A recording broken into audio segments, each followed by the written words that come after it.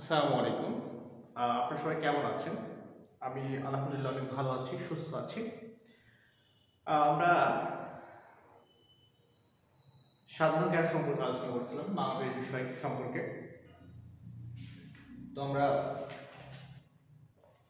বরিশাল বিভাগ সম্পর্কে আলোচনা করছিলাম, বরিশাল বিভাগের তথ্য শেষ করেছি। আজকে আমরা জানবো নতুন একটা বিভাগ সম্পর্কে, সেটা হচ্ছে সিলেট বিভাগ। সিলেট বিভাগ, সিলেট বিভাগ,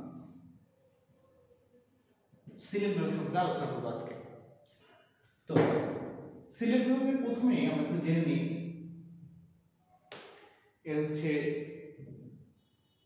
সিলেট বিভাগ স্বাধীনতার পরে বিভাগ করা হয় সিলেটকে। স্বাধীনতার পর কত সালে আমরা জানি, আগে একটু জেনে নিই যে 1829 সালে প্রথম বিভাগ গঠিত হয়েছিল। 1829 সালে, এটা আমরা আগে ক্লাসে জেনেছি। সে সময় তিনটি বিভাগ ছিল, ঠিক আছে? তিনটি বিভাগ ছিল 1829 সালে। কি কি ছিল একটু আমরা দেখে নিই। ঢাকা, রাজশাহী,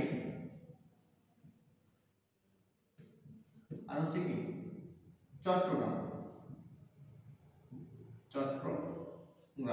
এই তিনটি বিভাগ 1829 সালে গঠিত হয়েছিল। তাহলে সিলেট বিভাগ কখন গঠিত হয়? সিলেট বিভাগ গঠিত হয় 1998 সালে, ঠিক আছে? 1998 সালে এই সিলেট বিভাগ গঠিত হয় স্বাধীনতার পর। হ্যাঁ, স্বাধীনতার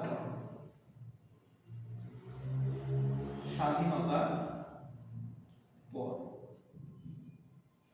স্বাধীনতার পর 1998 সালে সিলেট বিভাগ গঠিত হয়। সিলেট বিভাগে 4টি জেলা রয়েছে, আমরা সেই সম্পর্কে জানবো পরে, ঠিক আছে?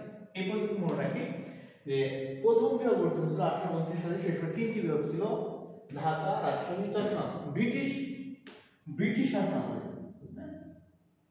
ব্রিটিশ শাসনামল, ঠিক আছে? ব্রিটিশ শাসনামল 1829 সালে। আজকে পর্যন্তই। সবাই ভালো থাকবেন, সুস্থ থাকবেন। আসসালামু আলাইকুম।